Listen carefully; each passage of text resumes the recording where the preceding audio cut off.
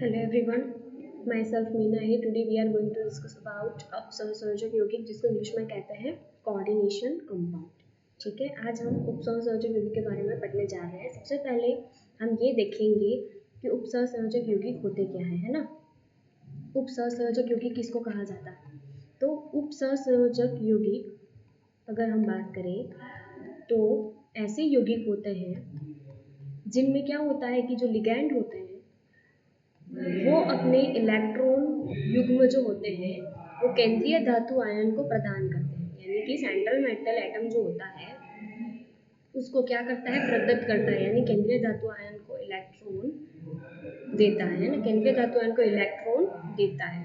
यानी अपन यूँ कह सकते हैं कि यहाँ पर जो लिगैंड होगा, यहाँ पर जो लिगैंड है वो कौन सी स्पीशीज है, लेविस बेसिस है ना। ये एक लुईक क्षार की तरह वर्क करते हैं, ये एक लुईक क्षार बन जाते हैं क्योंकि ये क्या है, ये इलेक्ट्रॉन पैर डोनेट करते हैं ना, this is the Lewis base. और जो सेंट्रल मेटल एटम हो जाता है जो बनता है, तो सेंट्रल मेटल एटम वो नॉर्मली कौन सा होता है, संक्रमण तत्व सारे जो होते हैं वो क्या होता है, सेंट्रल मेटल एटम लुई अम्ल है ना, वो हो जाएंगे अपने लेविस एसिड जिसको क्या कहते हैं, लुई अम्ल। यानी लुई अम्ल एवं लुई क्षार के मध्य जो प्रक्रिया होती है, यहाँ मैं आपको एग्जांपल जैसे बता रही हूँ, देखो आप, ये अपना मेटल है कोई, ठीक है, और यहाँ पर आपका लिगेंड है, लिगेंड के पास क्या है, उसके पास ये उसके इलेक्ट्रॉन युग्म है, इलेक्ट्रॉन पैर है, ठीक है। तो ये सर्वप्रथम क्या करता है, they are firstly donating this lone pair of electron to central metal atom. ये लोन पेयर एटम जो है, ये इलेक्ट्रॉन लोन पेयर नहीं, सॉरी, इसको इलेक्ट्रॉन पैर कहते हैं ना, this is the electron pair. और ये इलेक्ट्रॉन पैर जो है वो मेटल एटम को क्या करता है, डोनेट करता है, और जो बॉन्ड बनाता है उसको कहेंगे हम कोऑर्डिनेट बॉन्ड है ना, it is denoted by sigma, this is the coordinate bond. इस बॉन्ड को क्या कहेंगे अपन, कोऑर्डिनेट बॉन्ड, कोऑर्डिनेट बॉन्ड। और जो भी कॉम्प्लेक्स बनता है वो कौन सा कॉम्प्लेक्स बनेगा अपना, मेटल टू लिगैंड, और जो ये एरो होता है it is from ligand to metal, तो ये जो बनेगा आपका वो बनेगा कोऑर्डिनेशन कॉम्प्लेक्स, जिसकी हम बात कर रहे हैं कोऑर्डिनेशन कंपाउंड है ना, कोऑर्डिनेशन कंपाउंड, कोऑर्डिनेशन कंपाउंड जिसको हिंदी में कहते हैं उपसंयोजक, उपसंयोजक यौगिक। ठीक है, तो ये था, this is all about coordination compound उपसंयोजक यौगिक, यानी कि जिसमें क्या होता है, हमने सबसे पहले अवधारणा प्रस्तावना में क्या देखा कि जो लिगैंड होते हैं वो एक लुईक क्षार होते हैं, लुईक क्षार यानी वो जिनके पास इलेक्ट्रॉन युग्म होते हैं ना, जिनके पास क्या होता है, इलेक्ट्रॉन युग्म होते हैं। और दूसरी हमने ये चीज़ देखी कि लुई अम्ल यानी कि केंद्रीय धातु आयन जो भी संक्रमण तत्व के होते हैं ना, मोस्टली आप बच्चों याद रखना है कि ये संक्रमण तत्व जो होते हैं आपके ट्रांजिशन एलिमेंट होते हैं वही सारे क्या होते हैं, लुई अम्ल होते हैं, जिसमें वैकेंसी होती है ना।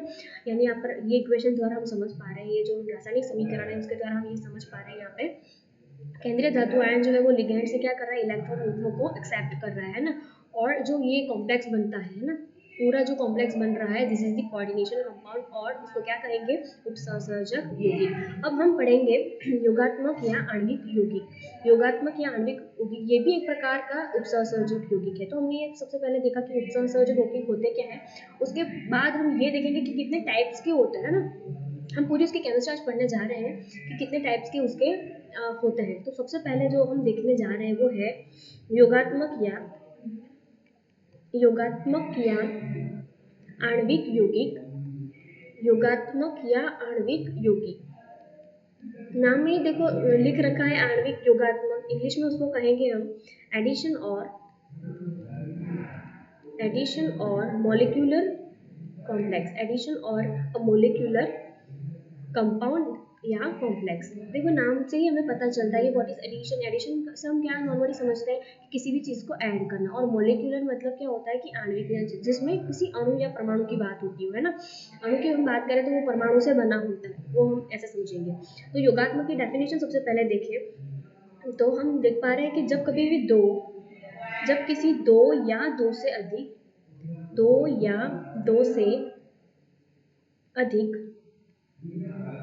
लवणों के विलयनों को ना, उनके सॉल्यूशन जब बनाते हैं, लवणों के विलयन को सरल आणविक, ये याद रखने की चीज़ है, प्लीज प्लीज इसको अंडरलाइन करें, सरल, कौन सा अनुपात आपको लेना है, सरल आणविक, जिसको आप कहते हैं सिंपल मॉलिक्यूलर रेशियो, सिंपल अनुपात में, यानी कि सरल सरल आणविक अनुपात में मिश्रित करके वाष्पित किया जाता है।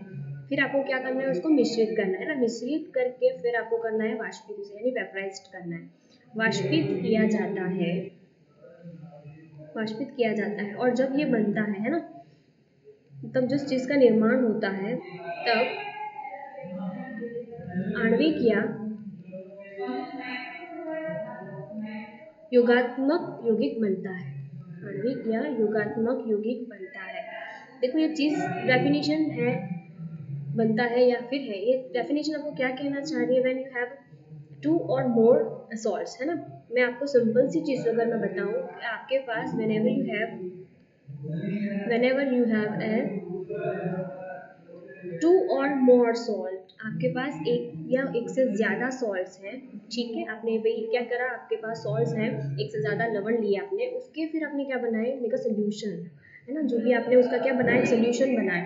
लेकिन आपने यहाँ क्या बनाया, सोल्यूशन इन अ सिंपल, और you can say that in a simplified ratio, in a simplified molecular ratio, है ना। एक फिक्स आपने बनाया सोल्यूशन, लेकिन क्या बनाया आपने, सिंप्लीफाइड मोलिकुलर रेशियो, मतलब उसका आपने अनुपात जिसको कहते हैं समान रखा। लाइक आप किसी का एक ले रहे हो या फिर दो ले रहे हो, यानी कि आप यहाँ पर जो भी अनुपात ले रहे हो क्या कर रहे हैं, सेम ले रहे हैं। तो सोल्यूशन जो आपने बनाया वो सिंप्लीफाइड मोलिकुलर रेशियो पे बनाया। फिर क्या किया आपने, उसको वेपराइज्ड किया, है ना। वेपराइजेशन प्रैक्टिकल करते हैं, लैब में क्या करते हैं, लास्ट में प्रोडक्ट को वेपराइज्ड करते हैं, क्रिस्टलीकृत करते हैं, और जो लिक्विड बच जाता है ना, मदर लिक्विड, जिसको फिल्ट्रेट कहते हैं, क्षणिक जिसको कहा जाता है, तो वाष्पित किया। और लास्ट में जो आपके पास फिल्ट्रेट बच जाएगा या जो क्षणिक बच जाएगा, this is known as a addition, this is known as a addition और क्या कहेंगे आप, मोलिकुलर कॉम्प्लेक्स, ठीक है। This is all about addition और मॉलिक्यूलर कंपाउंड। एक बार और देख लेते हैं क्या होता है, हिंदी में डेफिनेशन देखें तो, जब कभी भी दो या दो से अधिक लवणों के विलयन को सरल आणविक अनुपात में मिश्रित करके वाष्पित किया जाता है ना। आपने क्या करना है, उसको सरल आणविक अनुपात में मिश्रित कर रहे हो, फिर वाष्पित कर रहे हो, है ना, in order to get a filtrate, आपको लास्ट में उसकी जो प्रोडक्ट है वो चाहिए, ठीक है। तो वाष्पित किया जाता है, तब आणविक या योगात्मक यौगिक बनता है, ठीक है। whenever you have a two or more source, और इंग्लिश में बात करें तो भी सिंपल सी है, आप चीज लिख सकते हो, समझने की जरूरत है, बाकी भाषा का तो कुछ नहीं होता। एक से ज्यादा आपके पास सोर्स है ना, सॉल्यूशन लेना, in simplified molecular ratio, then it is vaporised in form of filter, it is known as addition और मॉलिक्यूलर कंपाउंड। फिर उसकी प्रॉपर्टीज देखते हैं, है ना, इसकी प्रॉपर्टीज देखते हैं कि इसको किस तरह से आगे डिवाइड कर सकते हैं। जैसे कि अपने पास एडिशन कोई कॉम्प्लेक्स है, तो उसको आगे कैसे हम समझे, या फिर उसके कितने टाइप बनते हैं, उसकी डिटेलिंग करना चाहे तो देखो, इसको नॉर्मली दो भागों में बांटा गया है, ठीक है। ये जो आणविक योगात्मक यौगिक है उसके दो टाइप्स होते हैं, ठीक है। ये आप प्लीज साथ साथ नोट डाउन करते जाइए कि योगात्मक जो यौगिक है उसके दो टाइप्स होते हैं। एक है आपका द्विक लवण, ये पूछा जाता है, काफी इंपॉर्टेंट सा क्वेश्चन है। द्विक लवण जिसको इंग्लिश में कहा जाता है डबल सॉल्ट कहते हैं उसे, है ना। हम उसके बारे में पहले समझते हैं कि द्विक लवण जो है वो भी एक प्रकार का योगात्मक यौगिक है ना। तो योगात्मक यौगिक का एक प्रकार कौन सा है, द्विक लवण। तो आज हम द्विक लवण के बारे में पढ़ते हैं कि सबसे पहले देखते हैं डेफिनेशन की, व्हाट इज द्विक लवण और double salt, what is a double salt, ठीक है। तो ये एक प्रकार की, हमने जैसे पहले ही बात की कि ये योगात्मक यौगिक है ना, जो निम्न गुण दर्शाते हैं। तो हम सबसे पहले हम प्रॉपर्टी पढ़ेंगे, ठीक है, कि उसमें कौन कौन सी प्रॉपर्टी होती है। तो ये सबसे पहले हमने ये देखा कि भी ये कुछ नहीं, एक प्रकार के क्या है, ये एक प्रकार के योगात्मक यौगिक है जो निम्न गुण रखते हैं ना। ये एक प्रकार के क्या है, योगात्मक यौगिक है जो निम्न गुण दर्शाते हैं या रखते हैं। What is the characters, this all are follows, ठीक है। They have following characters. First of all क्या प्रॉपर्टीज है उसकी देखें तो, जो भी ये यौगिक होते हैं वो मात्र ठोस अवस्था में पाए जाते हैं ना। तो ये पहला उसका पॉइंट है, आईएमपी पॉइंट है जिसको कह सकते हैं आप। फर्स्ट पॉइंट ये है कि ये यौगिक जो है वो मात्र ठोस अवस्था में, ये यौगिक मात्र ठोस अवस्था में, ये यौगिक मात्र ठोस अवस्था में स्थायी रहते हैं। बहुत बड़ी इंपॉर्टेंट चीज बताई है भी मैंने आप लोगों को, बहुत ज़रूरी बात बताई है, और इसको नोट डाउन करें अच्छे से। मैंने क्या बताया कि ये आपके इस प्रकार के जो कॉम्प्लेक्सेस हैं, इस प्रकार के जो कंपाउंड हैं, they are only stable, they are only stable on a which state, in a solid state. Okay, तो ये मात्र ही मात्र है ना, ये सिर्फ और सिर्फ क्या होगा कि जो ठोस अवस्था होगी उसमें ही भी ये स्थायी रह पाते हैं। जब कभी भी इसका विलयन बना देते हो आप, सोल्यूशन बना देते हो, तो बात गड़बड़ हो जाती है, यानी कि इनकी जो स्थायिता है वो खत्म हो जाती है। तो फर्स्ट जो इंपॉर्टेंट पॉइंट था वो क्या था आपका, कि भाई ये जो यौगिक है वो मात्र ठोस अवस्था में ही स्थायी रहते हैं। ठीक है, तो आगे अगर सोचे कि मान लो कि अगर इनका विलयन बनाया जाए तो क्या होगा, तो वो भी आप लिख लो कि इनका विलयन बनाने पर, यानी कि जब हम डिसॉल्व करते हैं ना, जब हम सोल्यूशन बनाते हैं, इनका विलयन बनाने पर हमने ये पता पाया कि बनाने पर यह उनके, हम सोल्यूशन बना दिए उनको, तो क्या होता है, इनका विलयन बनाने पर यह उनके रचक लवणों में विभक्त हो जाते हैं। देखो रचक लवण क्या होते हैं, मैं आपको समझा रही हूँ, पहले आप चीज को लिख दो। रचक लवणों में क्या हो जाते हैं, विभक्त हो जाते हैं। मैं आपको समझा रही हूँ, देखो रचक लवण क्या होते हैं, मेरी बात समझो। रचक लवण यानी कि जिससे वो चीज बनी हुई है। मानो कि अपने पास ये NaCl है, ठीक है, इसको जब आप पानी में घोलते हो, है ना, तो what you get Na plus and Cl minus as a क्या, एज अ डिफरेंट स्पीसीज। यहाँ आप उनका अलग अलग अस्तित्व दे पा रहे हो। फिर आप टेस्ट करोगे पता चलेगा कि सोडियम का टेस्ट दे रहा है या फिर क्लोराइड आयन का टेस्ट दे रहा है ना। तो इसका मतलब ये है कि ये तो मैंने सिंपल सा एग्जाम्पल दिया, लेकिन ये कॉम्प्लेक्स नहीं है ना।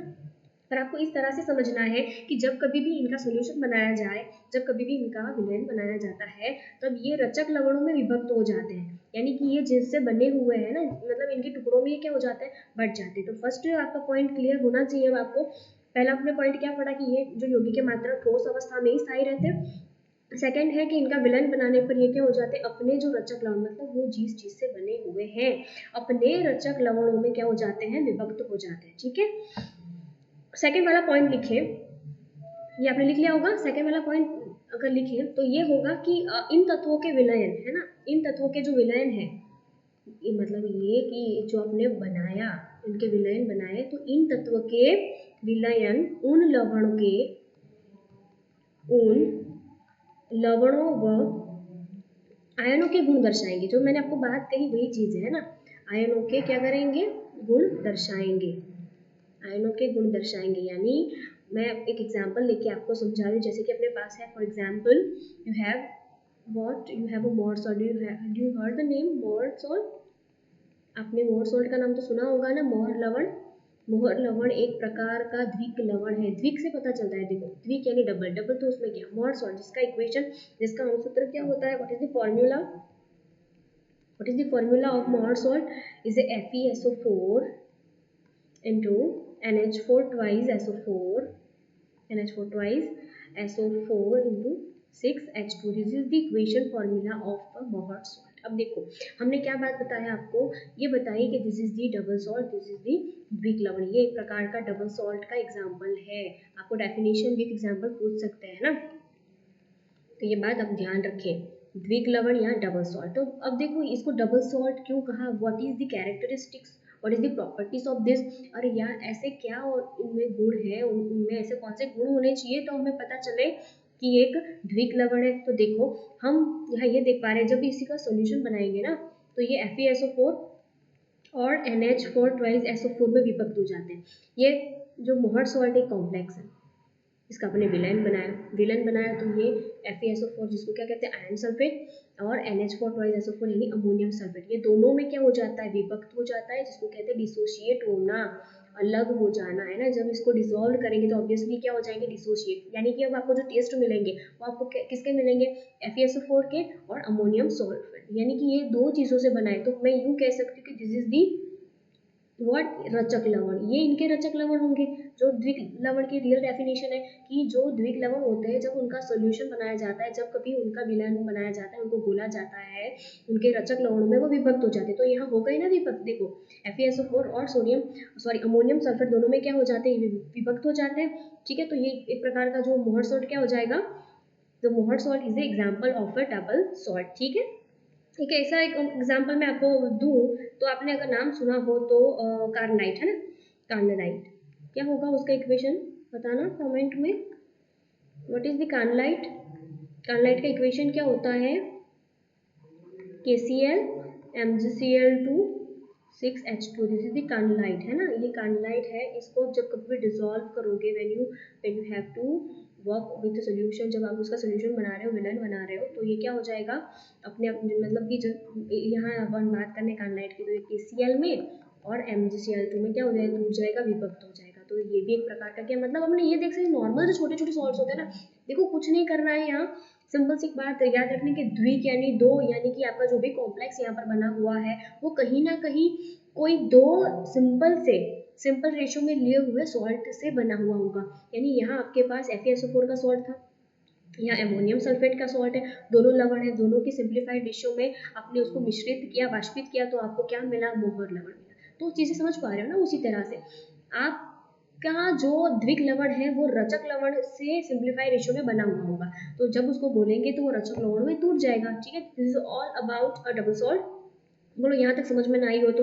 और एक एग्जाम्पल आप पोटाश का भी ले सकते हो ना, पोटाश एलम जिसको आप बोलते हो, पोटाश एलम, है ना, पानी को शुद्धिकरण करने के लिए एलम का इस्तेमाल करते हैं ना हम, वही फिटकरी जिसको बोलते हैं ना, पोटाश फिटकरी is also example of potash फिटकरी is also example of a double salt. ठीक है, पोटाश एलम इज पोटाश फिटकरी। ठीक है, तो ये तीन एग्जाम्पल यहाँ पर हो गए। पहला था Mohr salt and the second one is a carnallite and the third one is a potash फिटकरी। This is all about a Mohr salt. ठीक है, यहाँ तक आपको समझ में आई गई होगी बात। अब हम बात करने जा रहे हैं सेकंड वन इज उपसंयोजक युग्म, जो हमारा चैप्टर है पूरा, है ना, दिस इज अपना चैप्टर क्या हमने जैसे बात करी कि उपसंयोजक यौगिक। ठीक है, तो हमने क्या पढ़ा यहाँ पे, सबसे पहले उपसंयोजक यौगिक होते क्या है, फिर उसमें योगात्मक या आणवीय मोलिकुलर सॉलिड की बात की, फिर उसमें मोहर सॉल्ट दिखा। ठीक है, उसमें ही आगे हम देखेंगे सेकंड टॉपिक डालो, उपसंयोजक या संकुल यौगिक, है ना, उपसंयोजक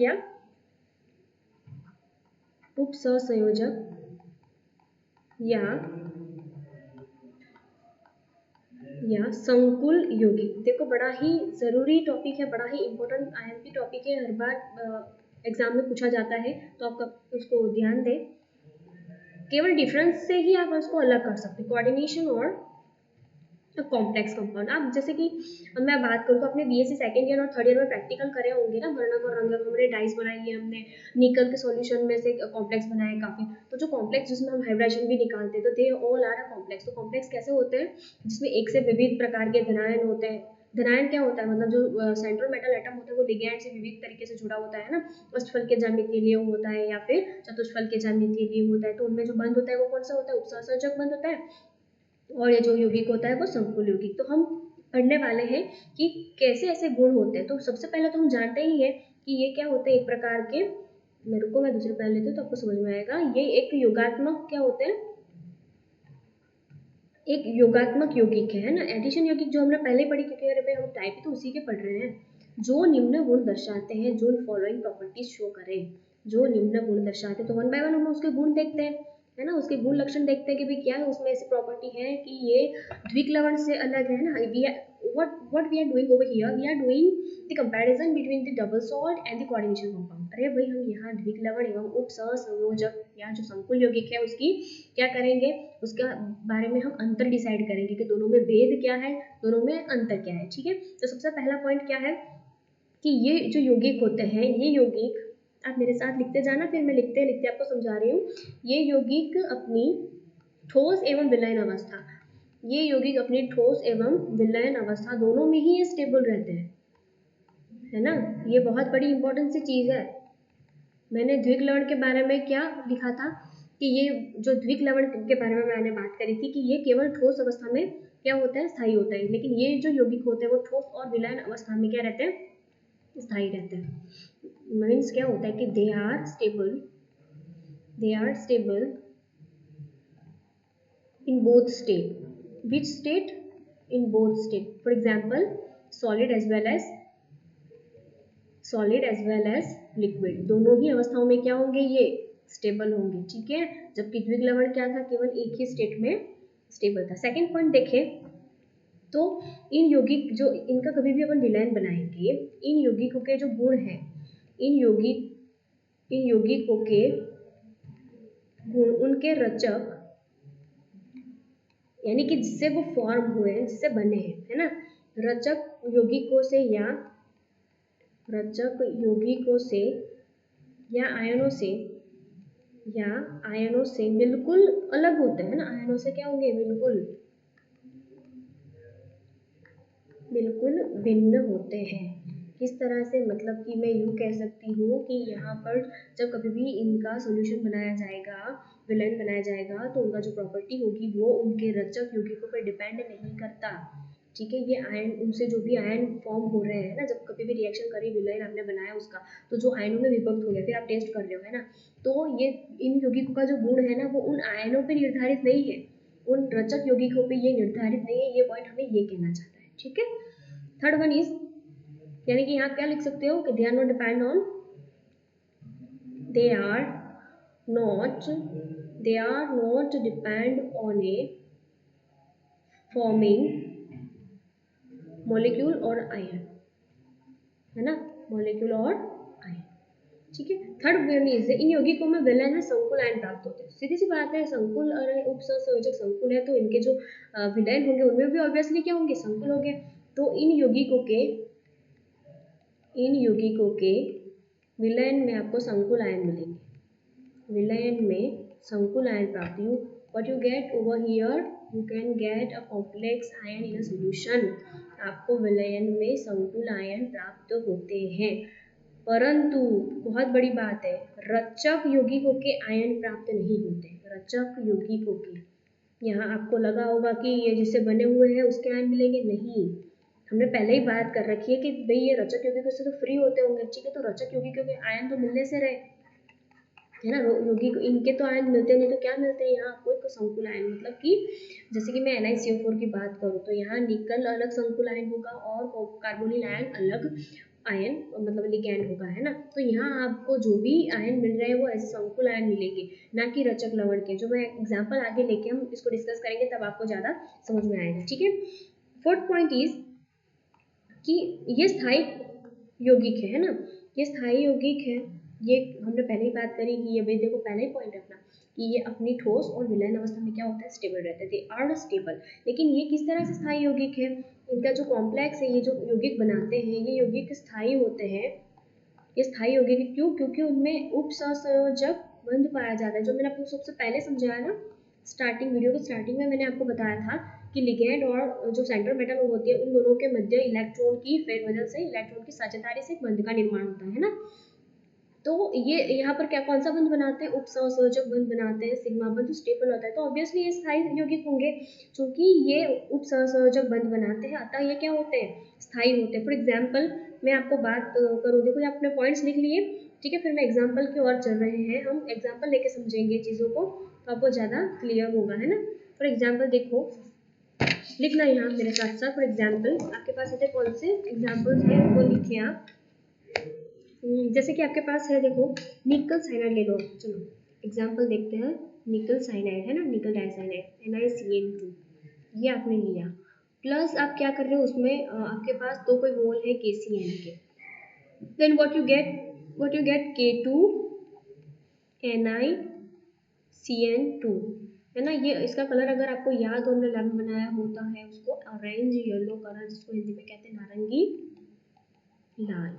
ठीक है, तो देखो ये मैंने क्या कहा कि एक प्रकार का उपसंयोजक, क्योंकि जब इसको डिसॉल्व करेंगे, जब इसका विलयन कभी भी बनाएंगे, तो हमें इसका क्या मिलेगा, ये K2 यानी कि पोटेशियम, निकल, साइनो, ऐसे अलग अलग आपको आयन नहीं मिलेंगे। लेकिन ये क्या हो गया, विलयन अवस्था में भी ये संकुल आयन, जैसे कि अगर मैं इनका विलयन बनाती हूँ, है ना, मैं अगर इनका सोल्यूशन बनाती हूँ, तभी आपको यहाँ पर क्या मिलेगा, NiCN2 माइनस, और एक साइड पे आपको Na+2 मिलेगा। ठीक है, ये खुद ही अपने आप एक संकुलन, ये रचक लवण के आयन नहीं है, ये बच्चों ध्यान रखना। हमने क्या कहा कि इनको जब डिसॉल्व करेंगे ना, तो ये किस में टूटते हैं, संकुल आयन में टूटते हैं, ना कि रचक लवण में। सबसे बड़ी इंपॉर्टेंट चीज़ जो इस टॉपिक में आपको याद रखनी है वो यही है कि आपका जो कॉम्प्लेक्स है, जब वो डिग्रेड होता है, डिसोशिएट होता है, विघटित होता है, टूटता है, तो वो किसमें टूटेगा, उनके संकुल आयनों में, ना कि उनके रचित, मतलब जिस जिस जिस आयन से बना है उन सभी में उनका टूटना तय नहीं होगा, लेकिन एक कॉम्प्लेक्स आयन के तौर पे ही उनका टूटना निर्धारित होता है। ठीक है,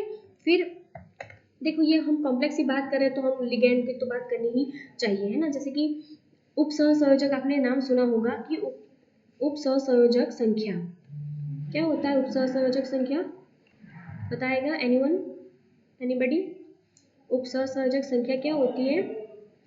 मैं एक एग्जाम्पल यहाँ पर ड्रॉ कर रही हूँ, आप मेरे को बता देना है ना, कमेंट में मुझे करके बताओ कि मैंने यहाँ पर कितनी उपसंयोजक संख्या ले रखी है, कौन सा लिगेंड है।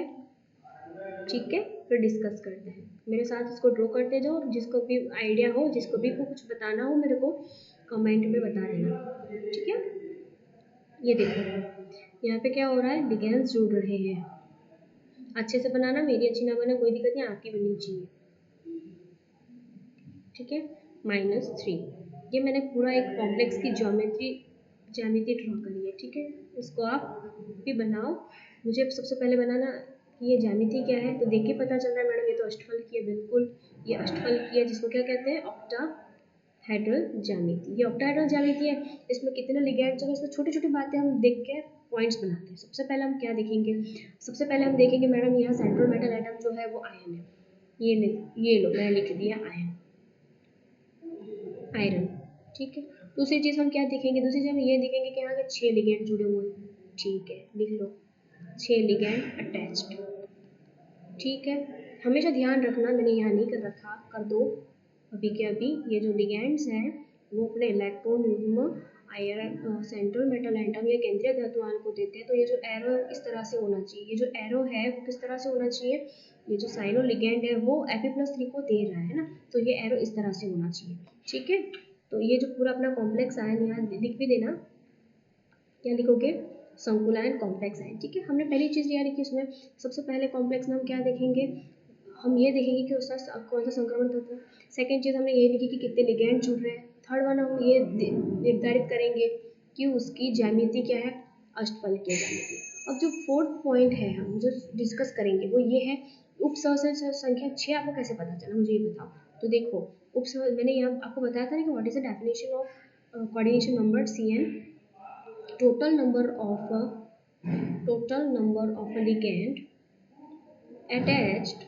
देखो यहाँ लिगैंड में आप इनायन भी ले सकते हो, न्यूट्रल मॉलिक्यूल की मैंने कॉमन वर्ड इस्तेमाल किया है लिगैंड, है ना। यहाँ आप इनायन भी ले सकते हो, न्यूट्रल मॉलिक्यूल्स भी ले सकते हो, जैसे कि अमोनिया है, Cl- वगैरह। ठीक है, तो क्या होता है कि total number of a ligand attach with central metal atom and that number is known as a coordination number. ठीक है, तो हिंदी में क्या कहें कि लिगैंड धातु आयन के जो इर्द गिर्द ज्यामिति लिए होता है, यानी कि लिगैंड धातु आयन के इर्द गिर्द जितनी संख्या में जुड़ा हुआ होता है उसको क्या कहते हैं, उसकी उपसंयोजक संख्या। जो हमने डायरेक्ट यहाँ आपको देख के बता दी, लेकिन आपको ये बातें क्लियर होनी चाहिए माइंड में। ठीक है, एक बार मैं और बताती हूँ कि केंद्रीय धातु धनायन यहाँ पर क्या है, Fe+3।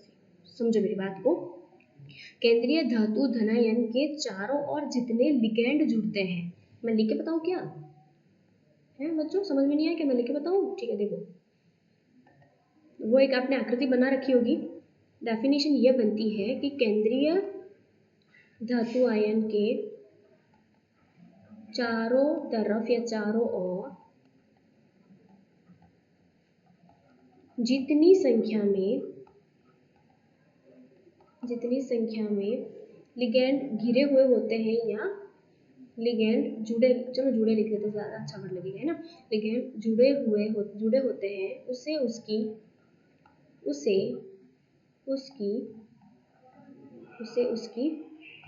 उपसंयोजक संख्या कहते हैं। यहाँ पर अपने एग्जाम्पल में क्या देखा,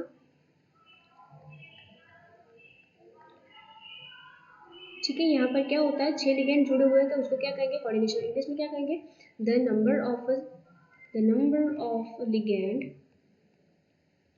attached to a central metal atom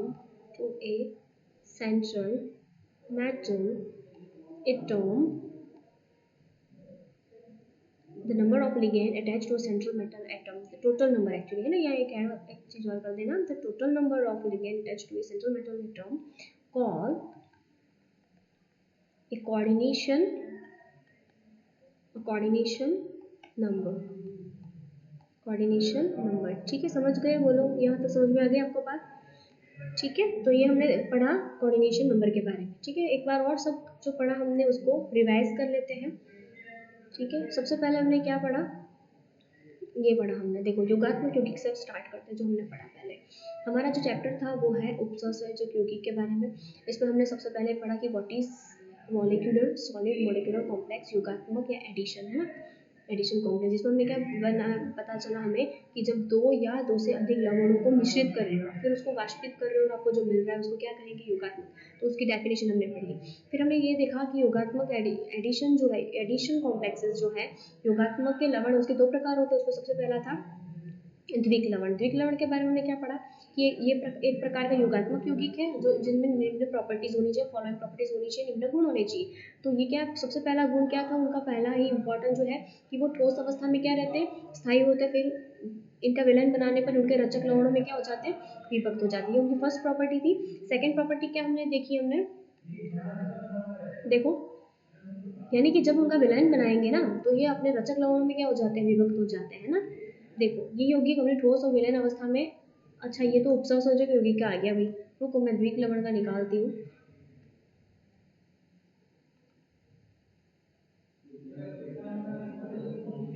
अच्छा ये भी उसका आ गया, रुको मैं,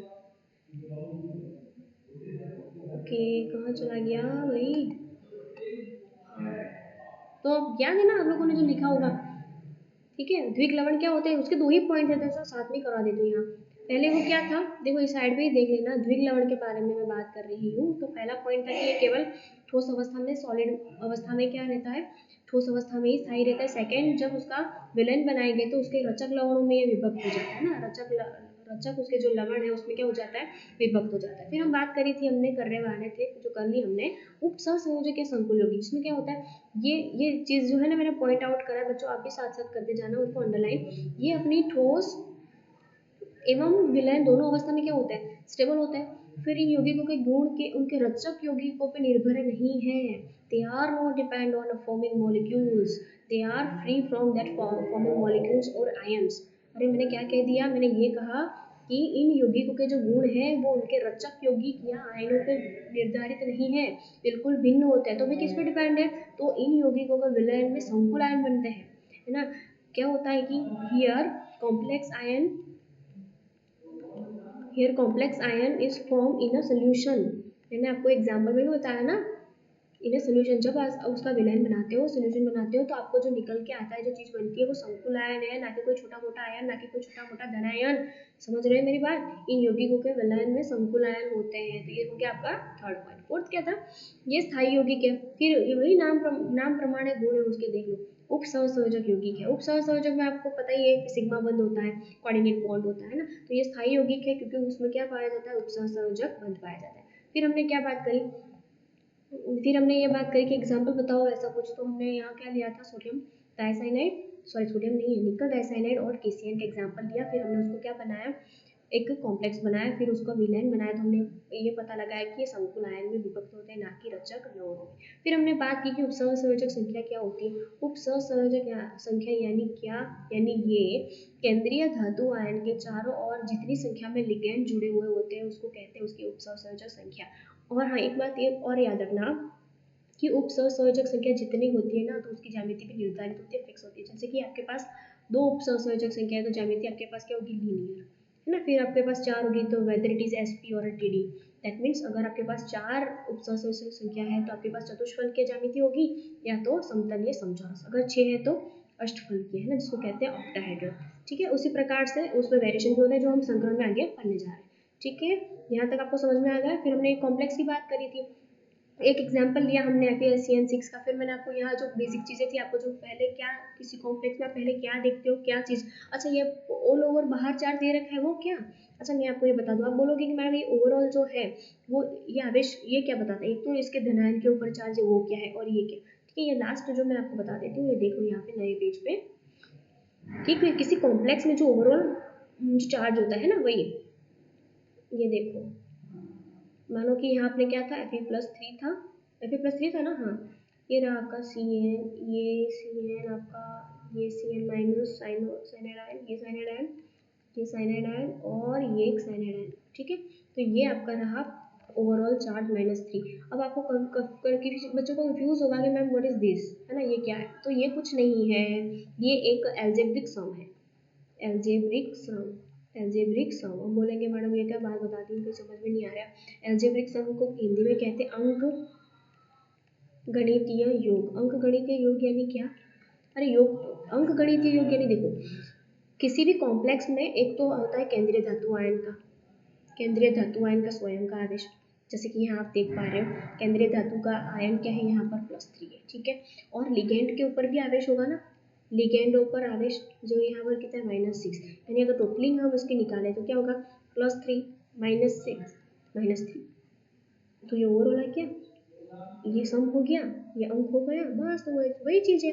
किसी कॉम्प्लेक्स में बाहर का जो ये जो चार्ज है वो कुछ नहीं है, वो एक केवल उनकी उपस्थिति का आवेश है, यानी कि अलजेब्रिक सम है, अंकगणितीय योग है, ठीक है। यहाँ तक हो गया। तो आज हमने क्या कौन कौन से टॉपिक कवर करे, आज हमने आज एडिशन कॉम्प्लेक्स की डेफिनेशन देखी, उसके बाद डबल सॉल्ट की द्विक लवण की डेफिनेशन देखी, उसके बाद हमने क्या देखा उपसहसंयोजक यौगिक की डेफिनेशन देखी, फिर हमने लिगैंड की ज्यामिति के बारे में बात की। तो 4 पॉइंट आज हमने कवर करे।